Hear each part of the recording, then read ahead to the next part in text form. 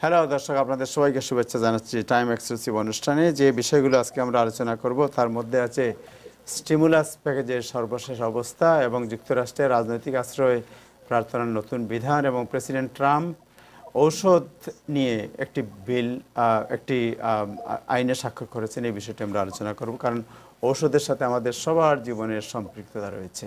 এই বিষয়গুলো ছাড়া আরও কিছু বিষয় থাকবে, এই বিষয়গুলো আমাদের আলোচনায় থাকবে। আজকে আমাদের সাথে যোগ দিয়েছেন প্যানেলিস্ট হিসাবে জনাব ডক্টর ওয়াজেদে খান, সম্পাদক সাপ্তাহিক বাংলাদেশ। জনাব ওয়াজেদে খান, আপনাকে শুভেচ্ছা জানাচ্ছি অনুষ্ঠানে। Thank you. আমাদের সাথে আছেন আপনাদের সবার প্রিয় জনাব নাজমুল হাসান, সম্পাদক সাপ্তাহিক পরিচয়।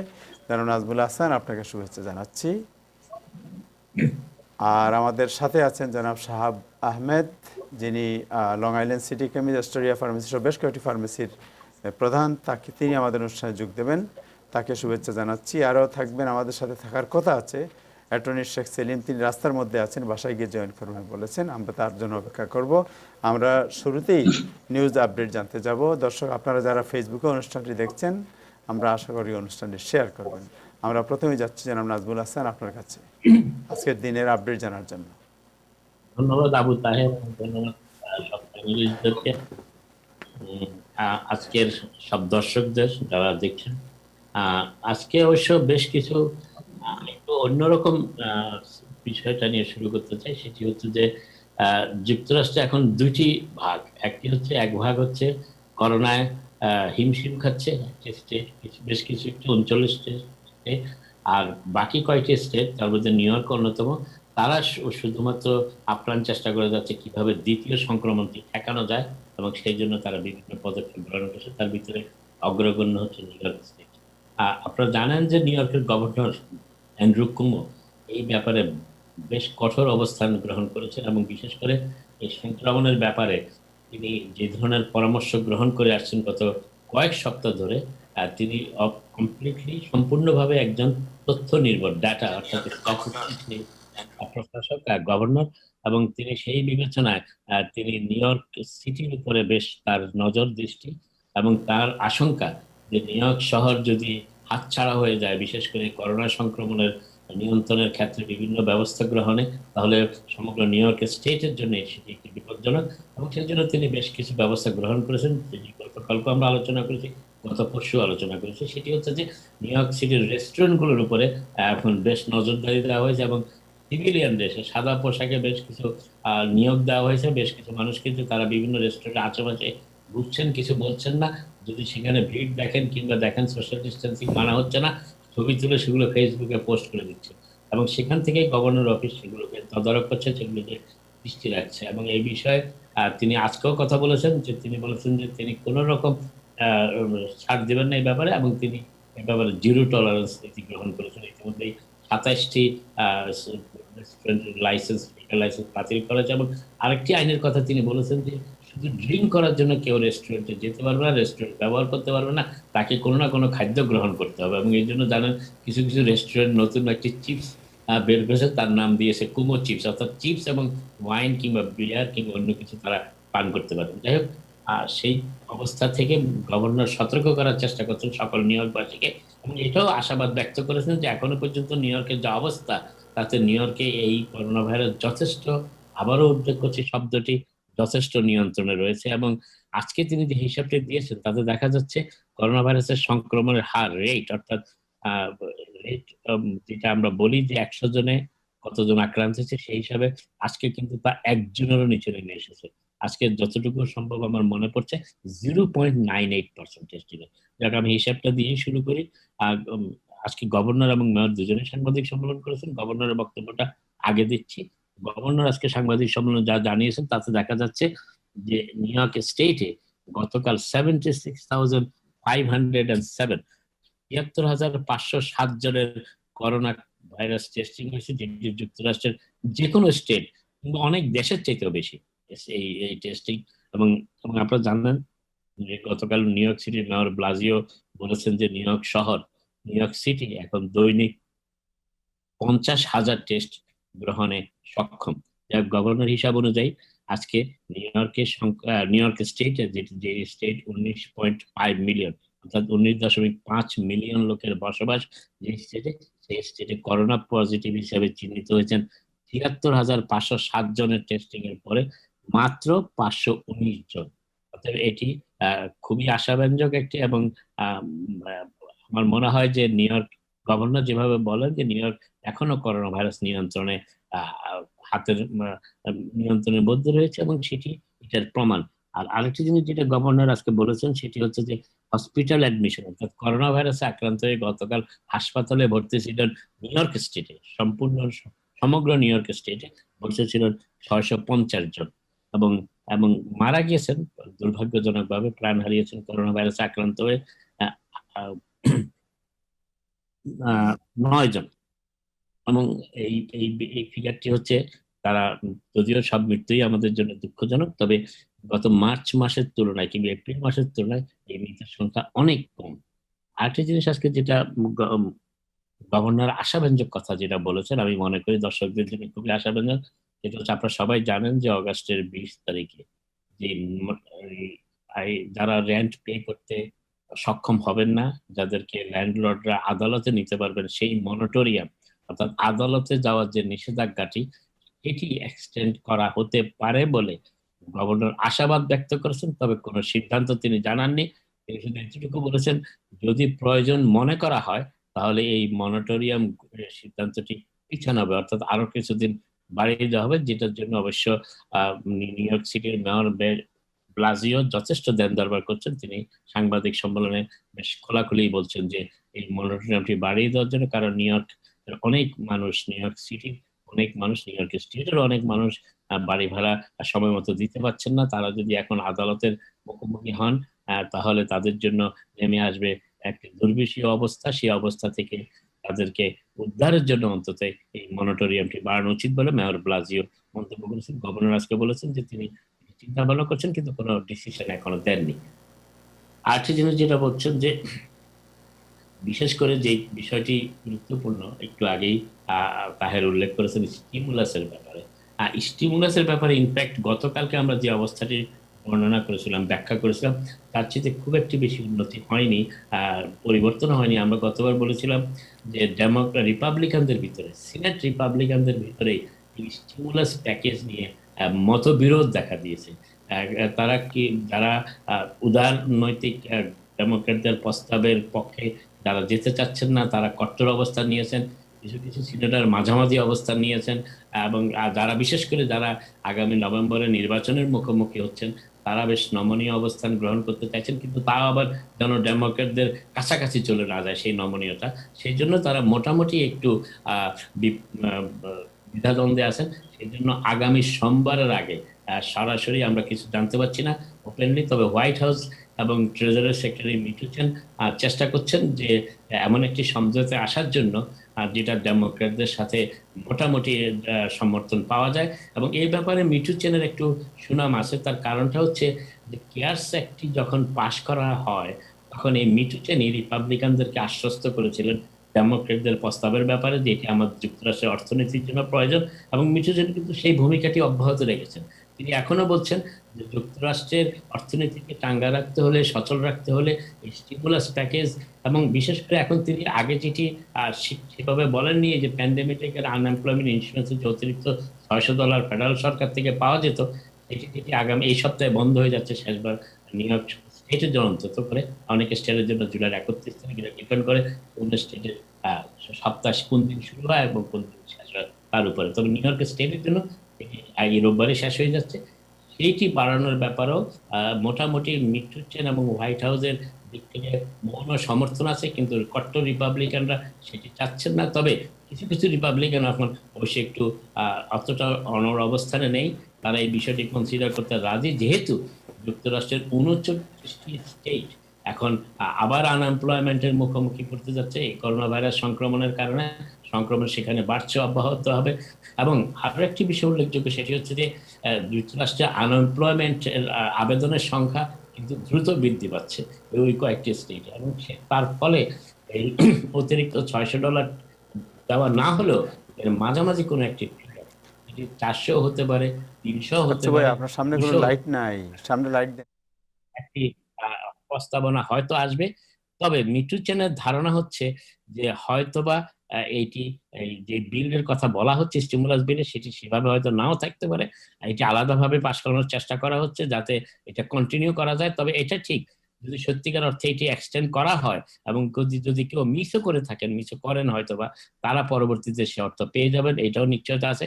কিন্তু যে বিষয়টি মিটুচের নিশ্চয়তা দিতে চাচ্ছেন অনেকটা, এবং হোয়াইট হাউস থেকেও বলা হচ্ছে, সিনেটও রিপাবলিকান কট্টরপন্থীরা, উদারপন্থীরা, ডেমোক্রেটরা সবাই মোটামুটি রাজি, সেটা হচ্ছে আরেকটি স্টিমুলাস চেক। এটি আজকের যেটি ধারণা পাওয়া গেছে সেটি হচ্ছে যে আমরা যেটা গতকাল ধারণা দিয়েছিলাম যে 40,000-এর নিচে হলে মিচ ম্যাককনেল, যিনি সিনেট রিপাবলিকান দলের নেতা, তিনি 40,000 ক্যাপ, অর্থাৎ এর নিচে যারা আয় করছেন তাদের জন্য এটি প্রস্তাব করছেন। কিন্তু সেই অবস্থান থেকে রিপাবলিকানরা কিছুটা সরে এসেছে, তারা এখন 75,000-এ চলে যাচ্ছে আয়ের লিমিটটি, এবং তাতে দেখা যাচ্ছে প্রচুর পরিমাণ আমেরিকান হয়তো এতে কোয়ালিফাই করবেন। আর বিস্তারিত বিশেষ তারা কিছু জানাচ্ছে না, তবে অ্যামাউন্টটি সেই $1,200 প্রতি নাগরিকের জন্য এবং $500 তাদের সন্তানদের জন্য 18 বছরের নিচে, সেটি হয়তো বহাল থাকবে। তবে চেকটি অগাস্টের মধ্যে দেওয়ার চেষ্টা মিটুচেন, ট্রেজারি সেক্রেটারি এবং হোয়াইট হাউসের কর্মকর্তাদের রয়েছে, প্রেসিডেন্টও চান। কিন্তু রিপাবলিকানরা অতটা তাড়াহুড়া করতে রাজি নয়। তারা বলেছেন যে আমরা সবকিছু একসাথে করার জন্য তৈরি হচ্ছে। তবে সবকিছু মিলিয়ে যেটি আভাসটি পাওয়া যাচ্ছে, সেটি দেখা যাচ্ছে যে জুলাইয়ের 31 তারিখের মধ্যে, যেটি সিনেট রিপাবলিকান নেতৃত্ব আজকেই বলেছেন যে জুলাইয়ের 31 তারিখ, যেদিন তাদের শেষ দিন এই এই এই মৌসুমে, অর্থাৎ সামার ভ্যাকেশনে যাওয়ার আগে, লেবার ডের আগে তারা আসছেন না। জুলাইয়ের 31 আগে আগে হয়তোবা কোন স্টিমুলাস বিল পূর্ণাঙ্গভাবে পাশ করা সম্ভব হবে না। তবে তার ভিতরে তারা এই যে $600 পাওয়া যাচ্ছে, সেটি কন্টিনিউ করা যাচ্ছে। এটি হচ্ছে সেই বিষয়ে খবর। আরেকটি হচ্ছে যে আজকে আরেকটি যেটা বলেছেন, আমি বলতে চাচ্ছিলাম, সেটা হচ্ছে র্যান্ট রিলিফ বিলের ব্যাপারে অনেকেই আবেদন করছেন, তবে আবেদন প্রত্যাখ্যানের সংখ্যা ব্যাপক হারে বাড়ছে। তার কারণ তাতে খুব কম সংখ্যক মানুষ এতে কোয়ালিফাই করছেন।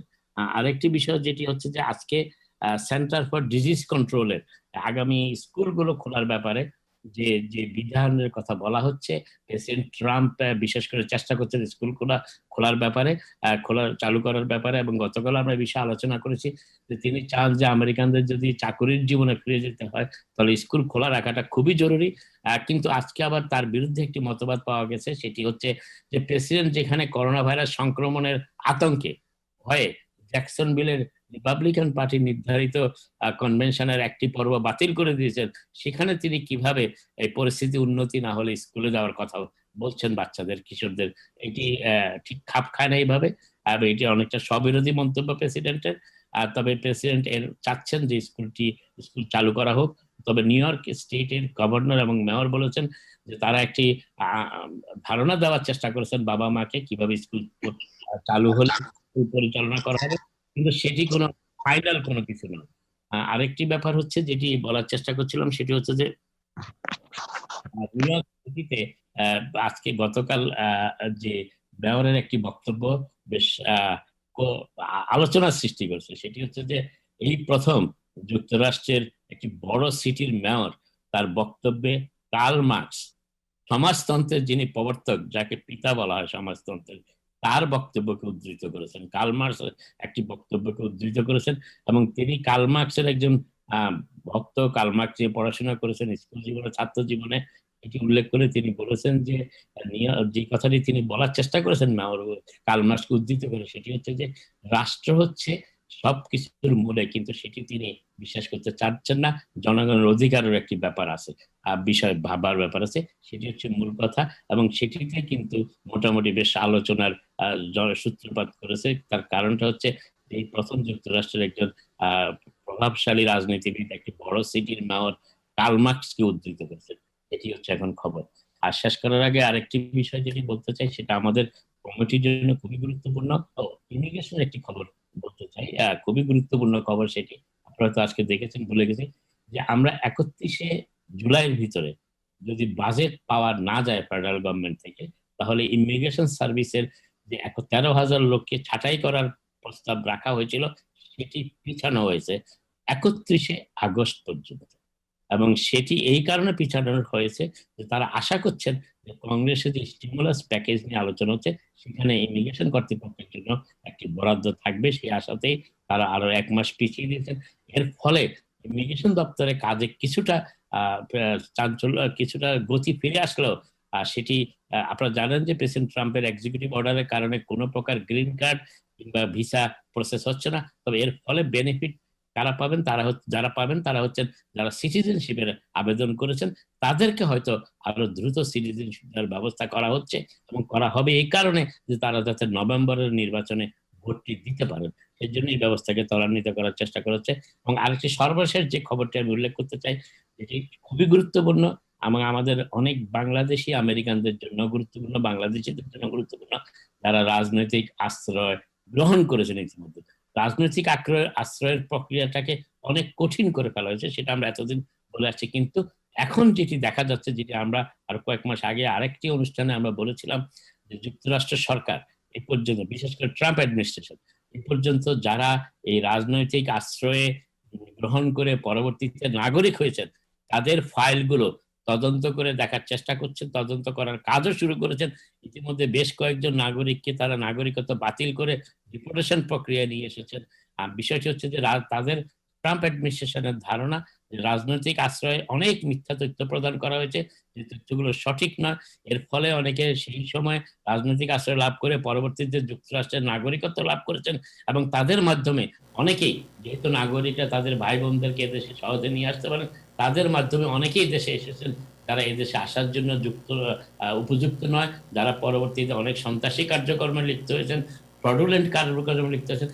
সেই জন্য তারা যুক্তরাষ্ট্রের, যারা এই পর্যন্ত প্রায় গত একটি ধারণা পাওয়া গেছে, সেটা হচ্ছে গত 25 বছরের তারা রেকর্ডগুলো খতিয়ে দেখছেন, কারণ সবগুলোকে ডিজিটাইজ করা হয়েছে, প্রত্যেকটি রাজনৈতিক আশ্রয় প্রার্থীর বক্তব্যকে ডিজিটাইজ করা হয়েছে এবং তার সাথে সেই সময়কার দেশের পরিস্থিতি কিংবা রাজনৈতিক আশ্রয় লাভ করার জন্য যে অভিযোগ তারা করেছিলেন যে তারা দেশে ফিরতে পারছেন না, রাজনৈতিক আশ্রয় নিয়ে পরবর্তীতে তারা রাজনৈতিক আশ্রয় লাভ করার পর কত দ্রুত দেশে যেতে পেরেছেন, দেশে গিয়েছেন, সবগুলো বিষয় খতিয়ে দেখা হচ্ছে। কারো বিরুদ্ধে কোন রকম অপরাধের নালিশ কিংবা অভিযোগ এসেছে কিনা, এবং সেই অভিযোগের ভিত্তিতে বিশেষ করে আপনারা জানেন বাংলাদেশ সরকারের একটি প্রচন্ড চাপ ছিল যুক্তরাষ্ট্র সরকারের উপরে, কারণ এখানে এমন একজন ব্যক্তিকে রাজনৈতিক আশ্রয় দেওয়া হয়েছে তিনি বঙ্গবন্ধুর খুনি হিসাবে সাজাপ্রাপ্ত আসামি, এবং কোনো দেশে খুন করে আসা কোনো লোককে যুক্তরাষ্ট্রের রাজনৈতিক আশ্রয় দেওয়ার কোনো বিধান থাকা উচিত না, সেটা নেইও। সেই জন্য যদি সেই ব্যক্তি মিথ্যা তথ্য দিয়ে থাকেন তাহলে তাকে সেই রাজনৈতিক আশ্রয় প্রক্রিয়াটি বাতিল করা হবে। সেই হিসাবে আজকে বঙ্গবন্ধু সেই খুনি রাশেদের ফাইলটি জাস্টিস ডিপার্টমেন্ট আবার খুলে দিয়েছে এবং তার ফলে তাকে পুনরায় আবার মামলার মুখোমুখি হতে হচ্ছে, এবং এই জন্য এটি খুবই একটি বিপজ্জনক পরিস্থিতি। তারা মিথ্যা তথ্য দিয়ে রাজনৈতিক আশ্রয় গ্রহণ করেছেন ইতিমধ্যে। আপাতত এইটুকুই, পরবর্তীতে হয়তো অন্যরা আলোচনা করবেন। আপনাদের সকলকে ধন্যবাদ। থ্যাংক ইউ জনাব নাজমুল হাসান। আপনাকে দর্শক আমাদের সাথে যুক্ত হয়েছে জনাব শাহাব আহমেদ, বিশিষ্ট ফার্মাসিস্ট। আমাদের সাথে আছে জনাব ডক্টর ওয়াজেদ খান, সম্পাদক সাপ্তাহিক বাংলাদেশ। জনাব শাহাব আহমেদ, আপনার সাথে পরে আমি যাচ্ছি ডক্টর ওয়াজেদ খান আপনার কাছে। যে আপনি জানেন যে আপনার পত্রিকাতে অনেক বড় রিপোর্ট করেছেন যে সেকেন্ড স্টিমুলাস প্যাকেজ, এইটার মানে সুবিধা অসুবিধা এই বিষয়গুলো একটু অ্যানালাইসিস করবেন।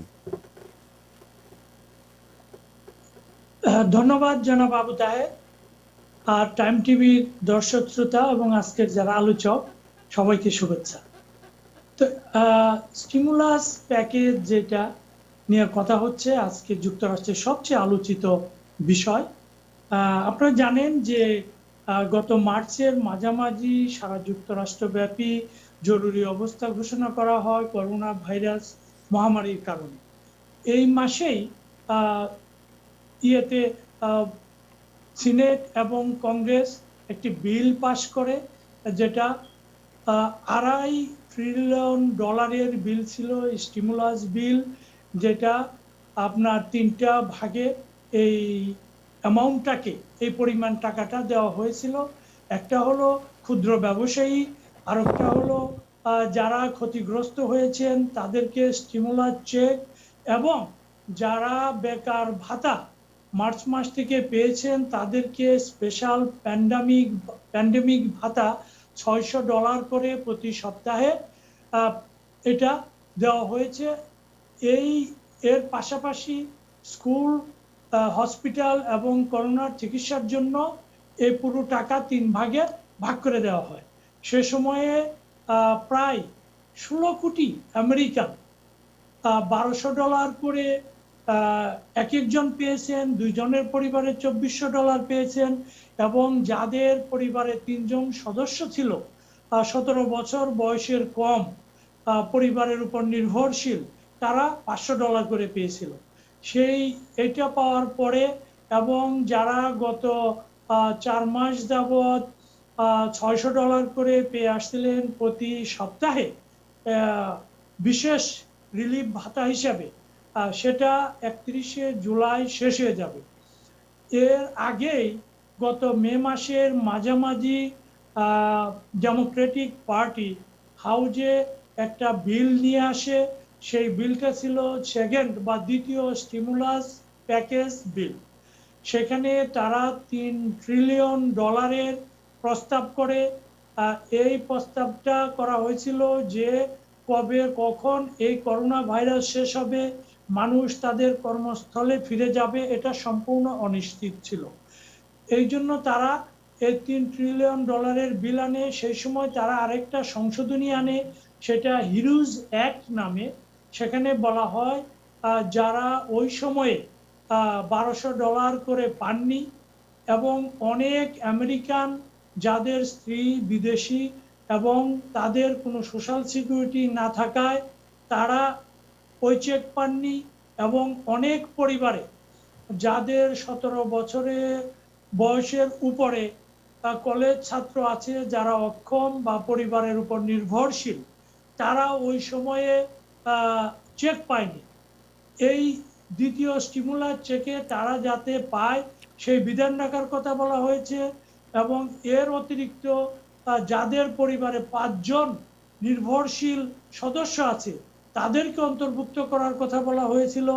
এবং যারা এই দেশের সিটিজেন না বা ইমিগ্রান্ট অথচ সোশ্যাল সিকিউরিটি নেই এমন, যারা ট্যাক্স পে করে এবং তাদের ট্যাক্স আইডি নাম্বার আছে, তাদেরকে এই স্টিমুলাস চেক দেওয়ার জন্য আবেদন বা প্রস্তাব করা হয়েছিল ডেমোক্রেটিক পার্টির পক্ষ থেকে। আপনারা জানেন যে শুধুমাত্র নিউ ইয়র্ক স্টেটেই 12 লক্ষ ইমিগ্রান্ট আছে যারা গত ফার্স্ট স্টিমুলাস চেক পায়নি এইসব কারণে।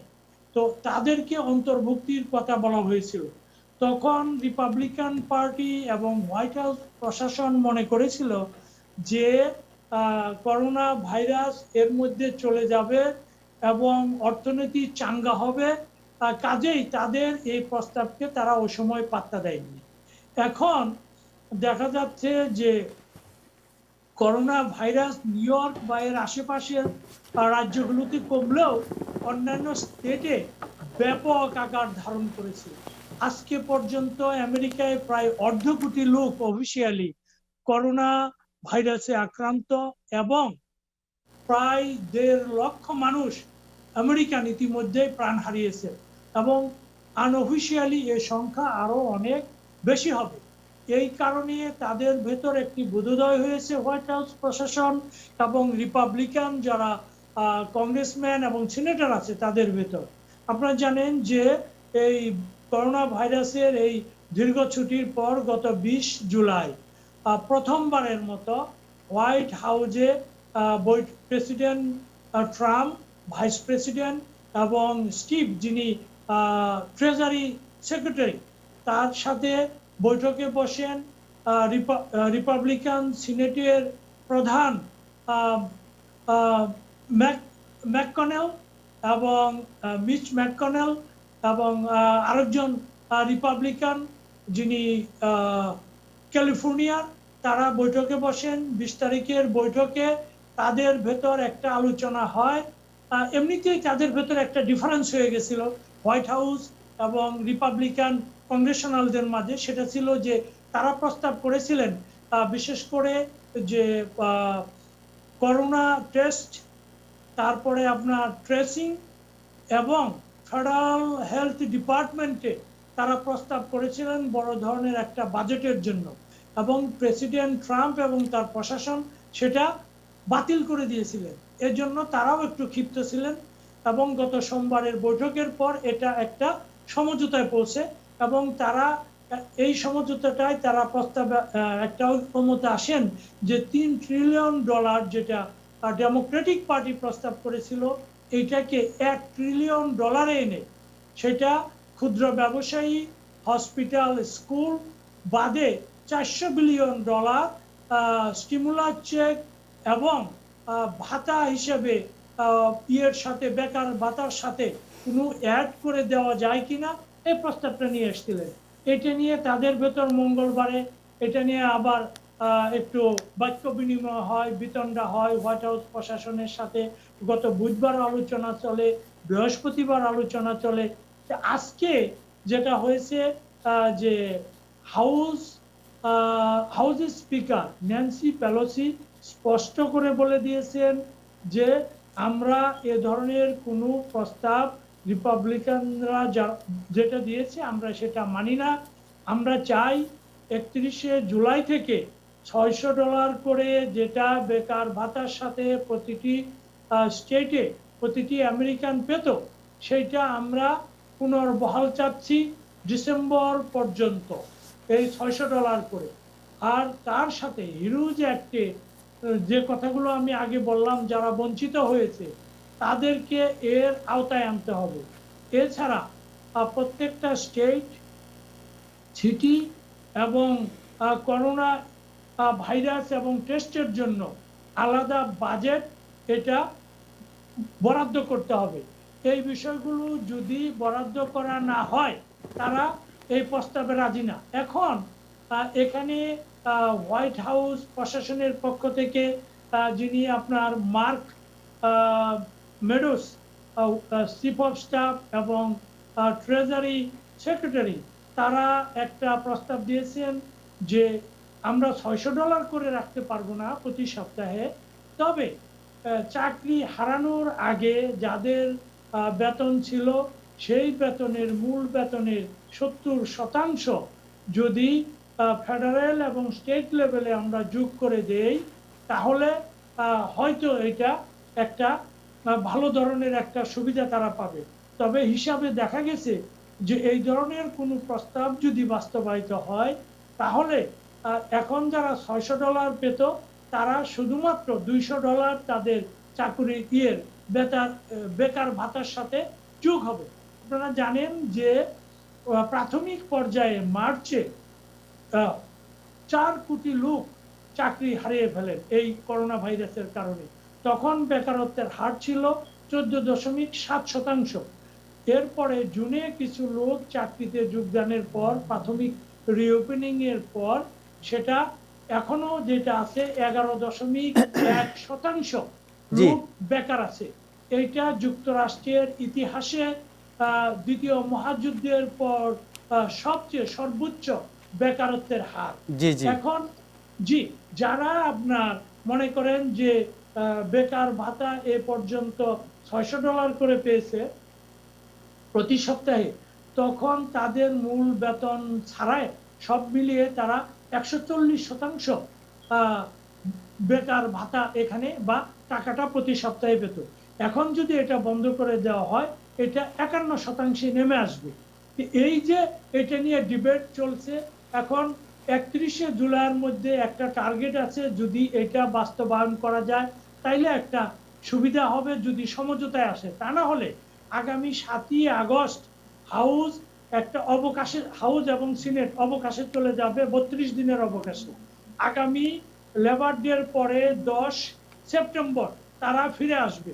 এই সময়ের ভিতর যদি এটা না হয় এটা বড় ধরনের একটা বিশৃঙ্খলা দেখা যাবে এবং মানুষ বড় ধরনের একটা সমস্যায় পড়ে যাবে।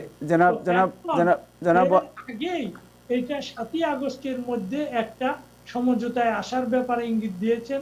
কালকে কেন্টাকিতে এই কথা বলেছেন যে সিনেট। থ্যাংক ইউ জনাব ওয়াজেদ খান। মেজরিটি লিডার জনাব ওয়াজেদ খান, আপনি যেটা বলছেন তাহলে 31 তারিখের মধ্যে একটা সমঝোতা হওয়ার সম্ভাবনা আছে, রাইট?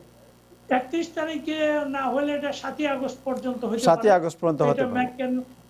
কেন একটা দিয়েছেন, আভাস দিয়েছেন যদি 7-এর পরে চলে যায় তাহলে তো একেবারে 10 সেপ্টেম্বর পর্যন্ত, তাহলে লেবার ডে উইকেন্ড পর্যন্ত অপেক্ষা করতে হবে। আমার মনে হয় যে ইদার 31 ও 7-এর মধ্যেই একটা হবে, কারণ এবার ইলেকশন ইয়ার আপনি জানেন, এবং ইলেকশন ইয়ারে সবারই মোটামুটি একটা তাগিদ আছে যে নির্বাচনী বৈতরণী পার হওয়ার জন্য এইসব বিষয়গুলো আপনার হাতে নেওয়া।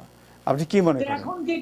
এখন যেটা মনে হচ্ছে, যদি কোনো সমঝোতায় আসে তাহলে সেটা এই ধরনের হবে যে আগে যেমন 75,000 প্রাথমিক প্রথম স্টিমুলাসে $1,200 করে যারা পেয়েছে, সেটা সর্বশেষ $99,000 পর্যন্ত বার্ষিক আয় পর্যন্ত যে গড়ায়।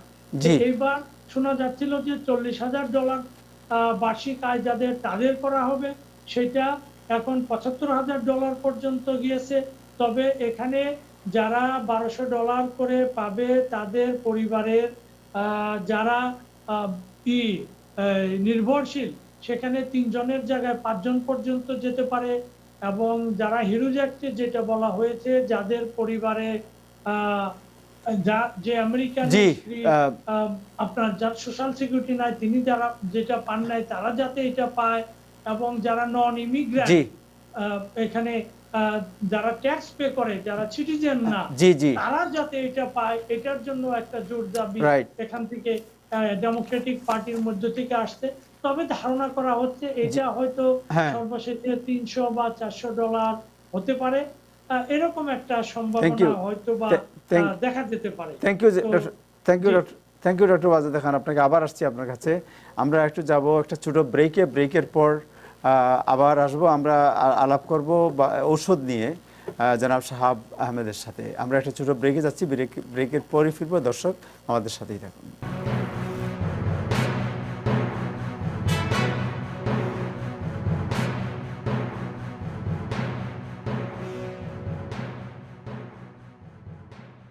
আমাদের শহরকে সুস্থ রাখতে গেলে আমাদের সবাইকে সুস্থ থাকতে হবে।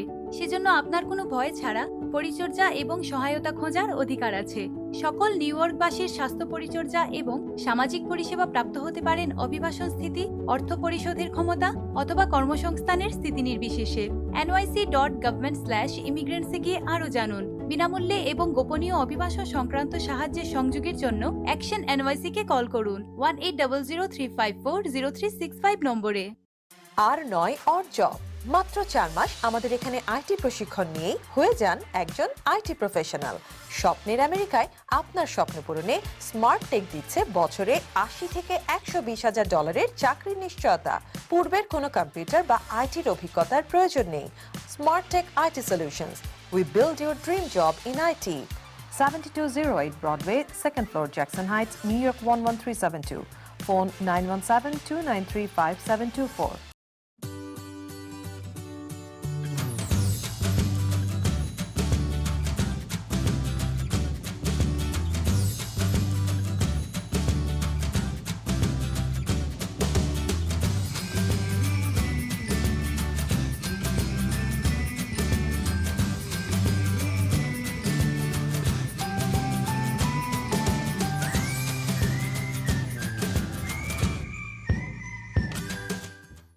পরিবার নিয়ে সুন্দর পরিবেশে ঐতিহ্যবাহী বাংলাদেশি খাবার উপভোগ করতে আজই চলে আসুন সুলতানস ডাইনে।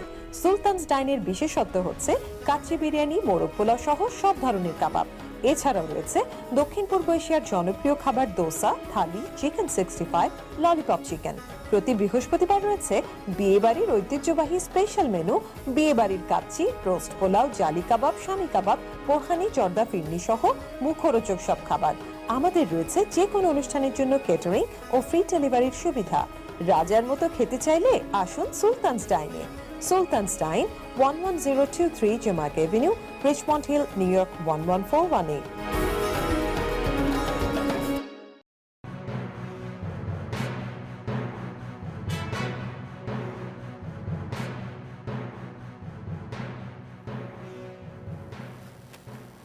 হ্যালো দর্শক, আপনাদের সবাইকে আবারও শুভেচ্ছা জানাচ্ছি টাইম এক্সক্লুসিভ অনুষ্ঠানে। আমরা এতক্ষণ কথা বলছিলাম স্টিমুলাস প্যাকেজ এবং সর্বশেষ নিউজ আপডেট নিয়ে। এখন কথা বলবো, প্রেসিডেন্ট ট্রাম্প একটি আদেশে স্বাক্ষর করেছেন, সেটি হচ্ছে ঔষধ বিষয়ে।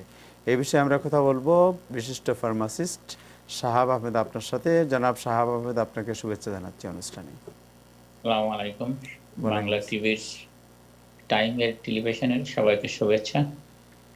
জি শাহাব আহমেদ, আপনি জানেন যে প্রেসিডেন্ট ট্রাম্পের যে বিষয়টি ঔষধ দামের ব্যাপারে তিনি এটাকে স্টিক করার ব্যাপারে একটি আদেশে স্বাক্ষর করেছেন। এই বিষয়ে কি ডিটেলস বলবেন, এটা কি? এখানে যতটা আমি দেখলাম, এখানে কয়েকটা অপশন উনি দিচ্ছেন। কিছু অপশন আছে, আবার কিছুটা মনে হলো উনি ড্রাগ কোম্পানি যারা এখানে তাদের একটা থ্রেট করছেন।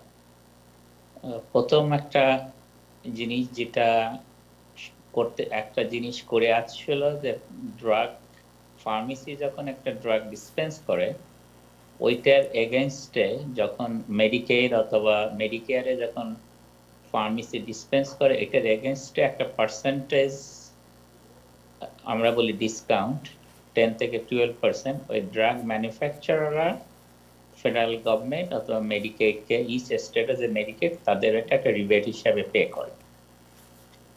তা এটা সাধারণত ড্রাগ কোম্পানির তাদের স্টেট অ্যান্ড ফেডারেল গভর্নমেন্টের সাথে সিএমএস এর সাথে কন্ট্রাক্ট সাইন করতে হয়।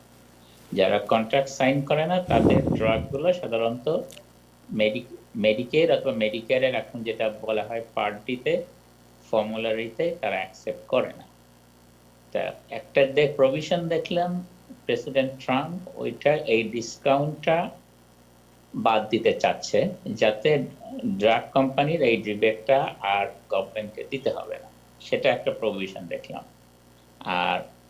আর একটা যেটা দেখলাম, সে বলতে চাচ্ছে যতটা বোঝা গেল, আবার কিছু কিছু পেইড ইন্স্যুরেন্স অথবা কমার্শিয়াল ইন্স্যুরেন্স আমরা যেটা পিবিএম এর মাধ্যমে করা হয়, আমরা ফার্মেসিরা পিবিএম এর মাধ্যমে বিল করে, তখন তারা ড্রাগ কোম্পানি থেকে বিভিন্ন ব্র্যান্ড নেমের ড্রাগের জন্য আলাদা একটা ডিসকাউন্ট পায়।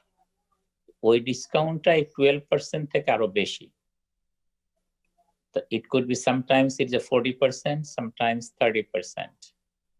এই জিনিসটা বেনিফিটটা PBM telling these insurance company like Metroplus or যেটা PBM administer করে Health First or Fidelis Care, that we are going to collect this money from the manufacturer every time pharmacy bill that brand name drugs, but we are going to keep certain percentage as the administrative cost, and we are going to give you that rest of it to you. So that means if something pharmacy bill like a $500, PBM keeps like a $20, and these insurance company, Health First or Metroplus or Fidelis Care or anything they administer, they get another 20% or 25% back from they give it to them. So their insurance premium, these Health First, Fidelis Care or other insurance, they are telling that we are getting this money, so that they are going to rebate this, indirectly selling your premium will be less. Now, whatever I saw, Trump is saying, instead of giving this rebate to this PBM or other thing, it should be go directly to the consumers. That's one of the provision, looks like I saw it. Then another provision there, he's giving permission to each state, permitting the wholesaler or the pharmacy, if they have a wholesale license, to import a drug from foreign countries, mainly the Canada. But the Canadian government, they're also saying, if we import, we have our own shortage, so we cannot supply to United States. That could be another big problem. And then the way is working or is going to work, nobody know exactly how this thing is going to work. And if I could import from other countries, which has to be approved by the FDA, I cannot just import from any country or any drug unless that particular drug get vigorous testing and everything get approved by the FDA. Then if they permit the pharmacy to import it, then the price will be a lot cheaper, as because right now we are paying two or three company to as a media, so we could sell those same drug. If it is a cash patient, we could sell it a lot cheaper. That's why whole thing is going to work. Right now, like some of the drug like insulin is too expensive if somebody buy it. Or he's talking about the EpiPen, if somebody has a anaphylactic shock. So that costs about $400-500 a shot.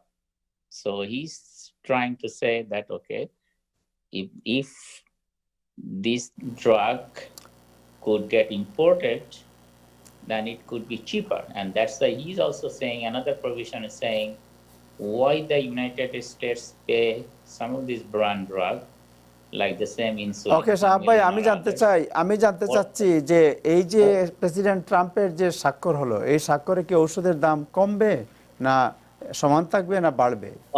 No, it depends on that. That's why he's saying that why we are paying $400 or $500 for a box of insulin, the other country like Switzerland or other European country paying for the same drug manufactured by the same company, they are paying only $200. So that's why he's trying to thread this company. That's what I saw.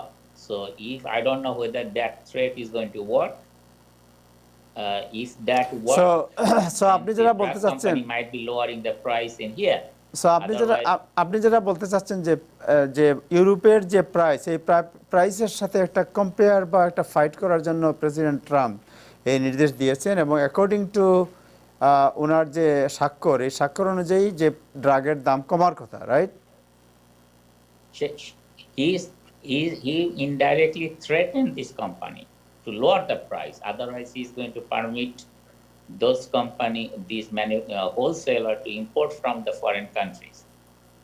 And he's also some of the drug, like some biologics, the doctor use their own office, which is very, very expensive.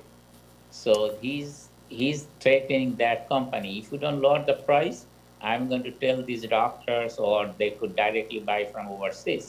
Right now, it's illegal to bring it from outside the United States. So FDA চাইলে তো এটাকে তারা legal করে দিতে পারে. If FDA want, then তারা তো চাইলে লিগ্যাল করে দিতে পারে, এবং তাতে কনজিউমারদের লাভ হবে, right? Consumers is going to get benefit if they permit the wholesaler could bring those drugs from overseas. Okay. Right now, some of these drugs coming from the overseas, which is a lot cheaper. But in the meantime, he's also, I saw whatever he's saying, he wants the manufacturer of this country for the generic to manufacture in here instead of importing from the foreign countries. Okay. That's another provision I কাচ্চু saw. ভাই, আমার মনে হয় আমরা বুঝতে পেরেছি যেটা like the emergency bills or something, so that manufacturer FDA could reduce the regulation, and then lots of company could make it in here. Right. So যেটা মুদ্রা কথা যেটা হচ্ছে যে প্রেসিডেন্ট ট্রাম্প যে নির্দেশটি উনি জারি করতে চাচ্ছেন, সেটি হচ্ছে যে কম্পেয়ার টু ফরেন বিভিন্ন কোম্পানি, এই কোম্পানির সাথে এই দেশের যে কোম্পানিগুলো আছে, ওষুধ কোম্পানি, তারা যেন কমপক্ষে প্রাইসের মধ্যে ম্যাচ করে, কারণ বাইরের ওষুধের দাম কম, এখানে ওষুধের দাম বেশি। সো ওনারা যে ম্যাচ করতে না পারে, then he will allow to bring the foreign medicine to United States. এটাই তো মূল কথা, রাইট? Yeah, main কথা যেটা if they could not match, like if we buy some insulin for $500 a box. Right. না, বুঝতে পেরেছি আপনার কথা। The same thing is selling $200 in Canada or other European countries. G. So he's just saying, why you guys are making বুঝতে পেরেছি selling the same thing in a lower price, why you are selling the same thing in higher price, why we are going to pay for it. Right. So আপনার কথা বুঝতে পেরেছি, but আমার মনে হয় যে আলটিমেটলি যদি ট্রাম্পের যে নির্বাহী অধ্যাদেশ বা আদেশ যেটা স্বাক্ষর করেছেন তাতে লাভবান হবে consumer. Thank you so much. জনাব নাজমুল হাসান, আপনার কাছে আবার যাচ্ছি, যে প্রসঙ্গটি আলোচনা করেছিলেন। ওয়েট সাহাব ভাই, আপনার কাছে আবার আসতেছি আমরা। সাহাব ভাই, আপনার কাছে আবার আসতেছি আমরা।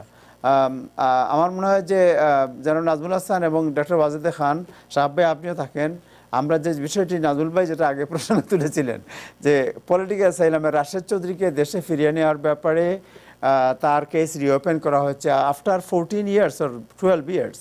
আমি আজকে পলিটিকো নিউজে খবরটি দেখেছি এবং দেখা যাচ্ছে যে কি বলে হোমল্যান্ড সিকিউরিটি ডিপার্টমেন্টের প্রধান যিনি, তিনি বলেছেন যে এটা বাংলাদেশ সরকারের জন্য একটা উপহার হিসাবে এই কেসটাকে রিওপেন করা হয়েছে। আপনাদের কি মনে হয়, এটার ইমপ্লিকেশনটা কি? আমার কাছে যেটা মনে হয় তাহের, সেটা হচ্ছে যে উনি যেটা বলেছেন সেটা ঠিক সেইভাবে না, উনি হয়তো বলার চেষ্টা করেছেন গভর্নমেন্ট টু গভর্নমেন্ট রিলেশনশিপের কারণে। কারণ ইমিগ্রেশন যে বেশ কিছু রাজনৈতিক আশ্রয় প্রার্থীর ফাইল খুলে ফেলেছে, ওপেন করে দেখছে, এটা কিন্তু পুরনো খবর। এখন এটা নতুন কিছু না, এটা ইতিমধ্যে নিউ জার্সির 2 জন ভারতীয় বংশোদ্ভূত আমেরিকানকে ডিন্যাচারালাইজ করা হয়েছে, আরো বেশ কয়েকজনের ন্যাচারালাইজেশন ডিন্যাচারালাইজেশন প্রক্রিয়া চালু আছে। কারণ আপনি জানেন যে কোনো আমেরিকান সিটিজেনকে ডিন্যাচারালাইজ করতে হলে যথেষ্ট এভিডেন্সের প্রয়োজন, এবং এটা আদালতের মাধ্যমে যায়। এটা হোমল্যান্ড সিকিউরিটি কিংবা ইউএসসিআইএস এর কিছু করার থাকে না, it has to go to court, এটা কোর্টে যেতে হবে। অতএব এই বিষয়টা যে হোমল্যান্ড সিকিউরিটি চাইলেই যে রাশেদ চৌধুরীর নাগরিকত্ব খারিজ করতে পারে তাও কিন্তু না। তাকে কিন্তু হোমল্যান্ড সিকিউরিটিকে প্রমাণ করতে হবে যে উনি মিথ্যা তথ্য দিয়েছেন, আদালতে মিথ্যা তথ্য দিয়েছেন, সেটি প্রমাণ করলে তখন তারা তাকে ডিন্যাচারালাইজ করবেন, এবং ডিন্যাচারালাইজ করলে তাকে বাংলাদেশের কাছে ফেরত পাঠানো যাবে। এটি হচ্ছে একটি প্রক্রিয়া। আরেকটি প্রক্রিয়া যেটি আমি বলেছি যে আপনি বলছেন 14 বছর আগের ফাইল, আমি তো জানি যে প্রায় 20 বছরও আগের ফাইল। ইনফ্যাক্ট 1990 থেকে সমস্ত ফাইলকে, পলিটিক্যাল অ্যাসাইলামের সমস্ত ফাইলকে ডিজিটাইজ করা হয়েছে। সমস্ত অ্যাপ্লিকেশন, সমস্ত অ্যান্সার, সমস্ত যারা অ্যাপ্লিকেন্ট তারা যে সমস্ত বক্তব্য দিয়েছেন এগুলোকে ডিজিটাইজ করা হয়েছে। এবং এই ডিজিটাইজ করার পরে তাদের গতিবিধি, সিটিজেনশিপ পাওয়ার পরে অনেকেই দেখেন, অনেকেই সিটিজেনশিপ পাওয়ার গ্রিন কার্ড পাওয়ার পরেই বাংলাদেশে চলে গেছে, কিন্তু অ্যাপ্লিকেশনে বলেছেন যে বাংলাদেশে গেলে তার জীবন বিপন্ন। কিন্তু তারা বাংলাদেশে ভালোভাবে কাটিয়ে এসেছেন, কেউ বিয়ে শাদিও করেছেন, সবকিছু করেছেন। পরবর্তীতে এই বিষয়টি অতীতে সেইভাবে দেখা হয়নি, তার কারণ অতীতে ফাইলগুলো ডিজিটাইজ ছিল না, এবং ফাইল প্রসেসিং এ আর্টিফিশিয়াল ইন্টেলিজেন্সের কোনো ব্যবহার ছিল না।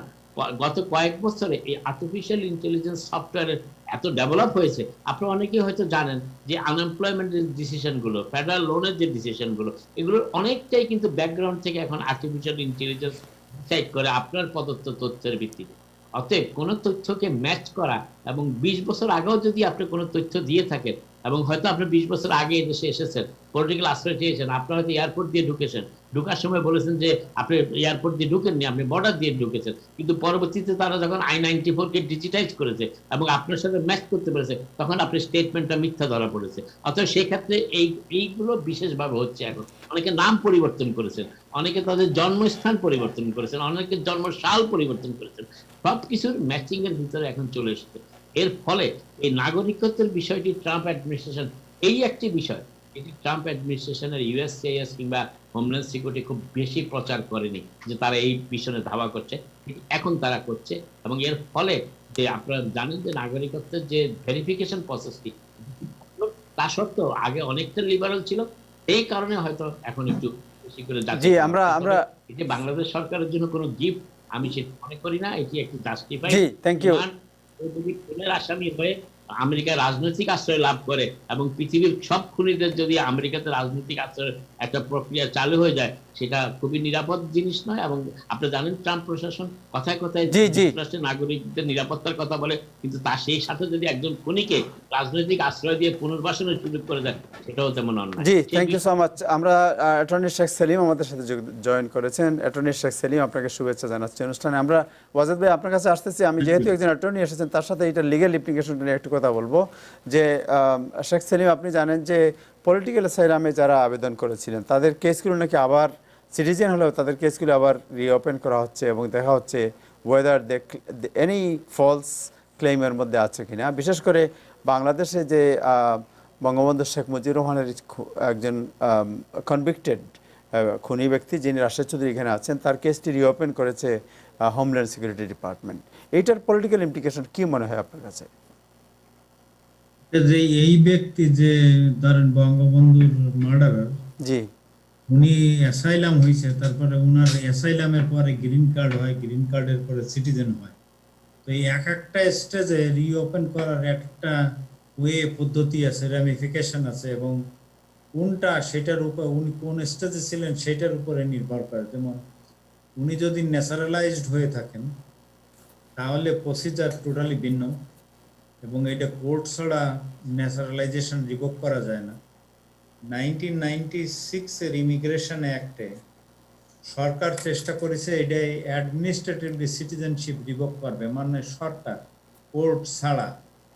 কিন্তু এই নিয়ে কেস হয়, কেস হইলে ক্যালিফোর্নিয়া ডিস্ট্রিক্ট কোর্ট এবং US court of appeal for the 9th circuit nation wise injunction জারি করে যে সরকারের এই পাওয়ার নাই, সরকার নিজে ন্যাচারালাইজেশন রিভোক করতে পারবে না। কিন্তু সরকার করতে পারে কি, নোটিশ অফ ফাইন্ডিং ইস্যু করতে পারে যে আমরা রিভোক করব, 60 ডেজ টাইম দিতে হবে। সেই 60 ডেজ মানে অ্যান্সারটা দেওয়ার জন্য, তারপরে কোর্টে তারা পিটিশন দেবে, রিভোক করা হোক ইউএস ডিস্ট্রিক্ট জাজের কোর্টে। So that's one procedure. এখন ন্যাচারালাইজেশন ওয়ান্স হয়ে গেলে সিরিয়াস ক্রাইম ছাড়া এটা ডিন্যাচারালাইজ করা যায় না। সেক্ষেত্রে যদি বলেন যে সে পলিটিক্যাল অ্যাসাইলামে মিথ্যে কথা বলছিল, তার এলিজিবিলিটি ছিল না পলিটিক্যাল অ্যাসাইলামের, ন্যাচারালাইজেশনের জন্য রিভোক করার জন্য দ্যাটস মেবি টু লেট। কিন্তু কোনো সার্কিটে এইটা করতে পারে। যেমন 11th সার্কিটে যদি কারোর গুড মরাল ক্যারেক্টার না থাকে, সেইখানে সামান্য মিথ্যে কথা টয়েটে সিটিজেনশিপ নেয়, 11th সার্কিটের রুলিংস আছে, তারা এটা করতে পারে। কিন্তু সেকেন্ড সার্কিট আমরা যেটা, ফার্স্ট সার্কিট বস্টন টস্টন যেটা, 9th সার্কিটে এটা সম্ভব না। এখানে রুল ভিন্ন সার্কিট কোর্টের। ইউএস সুপ্রিম কোর্টের কোনো ইউনিফর্ম রুল নাই এখানে, মানে এই সাবজেক্টে ইউএস সুপ্রিম কোর্টের কোনো কেস নাই। সো সেক্ষেত্রে ডিপেন্ড করে যে পলিটিক্যাল অ্যাসাইলাম রিওপেন করা যায়। আমার মনে হয় আপনি যেটা বলছেন সেখানে করা যাইতে পারে যে সে যে বঙ্গবন্ধুর খুনি বা তার নামে যে ক্রিমিনাল কেস ছিল এবং এলিজিবিলিটি কোশ্চেন থাকে, আবার এলিজিবল সে হয়তো পলিটিক্যাল অ্যাসাইলাম পাবে, কিন্তু সার্টেন অ্যাক্ট তারা ইনএলিজিবল করে দিয়েছে। যেমন ধরেন আপনার পারফেক্ট পলিটিক্যাল অ্যাসাইলামের কেস আছে, আপনি পলিটিক্যাল অ্যাসাইলাম পাবেন, কিন্তু আমেরিকায় আপনি একটা ফেলোনি ক্রাইম করে বসছেন, ইউ আর রেন্ডার্ড ইনএলিজিবল, অর্থাৎ এই ক্রাইম আপনার গ্রিন কার্ডের জন্য বা পলিটিক্যাল অ্যাসাইলামের জন্য অযোগ্য করে তুলিছে। সেক্ষেত্রে আবার আপনি পাবেন না, আপনার দেবে না এই অযোগ্যতার কারণে। তো বিভিন্ন আইনের মারপাস আছে, জটিলতা আছে। এই জটিলতা প্রতিটা লোকের ক্ষেত্রে এই জটিলতাটা বা এলিজিবিলিটিটা এইটা ভিন্ন, এই যে ইন্ডিভিজুয়াল কেস। সো মানে প্রতিটা কেসের স্বতন্ত্র ব্যক্তির ফ্যাক্টসের উপরে নির্ভর করে। তো যদি থ্যাংক ইউ। ফ্যাক্টস দিয়ে পলিটিক্যাল অ্যাসাইলাম রিওপেন করা যায়, যেমন যদি ধরেন ইমিগ্রেশন কোর্ট গ্রান্ট করে, then government has to file a petition with the immigration court to file a motion to reopen and vacate that asylum grant. And সেক্ষেত্রে of course তার মোশনের পেপার দিতে হবে, তার ফাইট করার, রেসপন্ড করার, রিভার্ট করার অধিকার আছে, ডিফেন্স দেওয়ার অধিকার আছে। তো সেক্ষেত্রে আছে আপনার, যেমন ধরেন বঙ্গবন্ধু ঋষের কথা বলছেন, ইটস প্রিম্যাচিউর আমার জন্য কমেন্ট করা, but there are certain exceptions in 1951 এর জেনেভা কনভেনশন এবং 1967 লন্ডন প্রোটোকল ইউনাইটেড নেশনসের, সেখানে সার্টেন অ্যাসাইলাম ক্ষেত্রে বিভিন্ন এলিজিবিলিটি আছে এবং সাম ডিসকোয়ালিফাইং রুল আছে, প্লাস ইউএস ডোমেস্টিক লতে আছে। তো এর ইন্টারাকশনে তারা নোটিশ অফ ফাইন্ডিং এ কি বলেছে, কি বলে তারা রিওপেন করছে এবং কি বলে তারা এটা রিভোক করতে চায়, সেক্ষেত্রে তারা একটা আইনের ধারা দিছে, ফ্যাক্টস দিছে সেগুলা, এবং যার গ্রান্ট করা হয়েছে ক্লায়েন্ট, এটা they have a right to respond to that. তারপরে হিয়ারিং হবে, হিয়ারিং এর পরে তারপরে কোর্ট ডিসিশন নেবে কোনটা।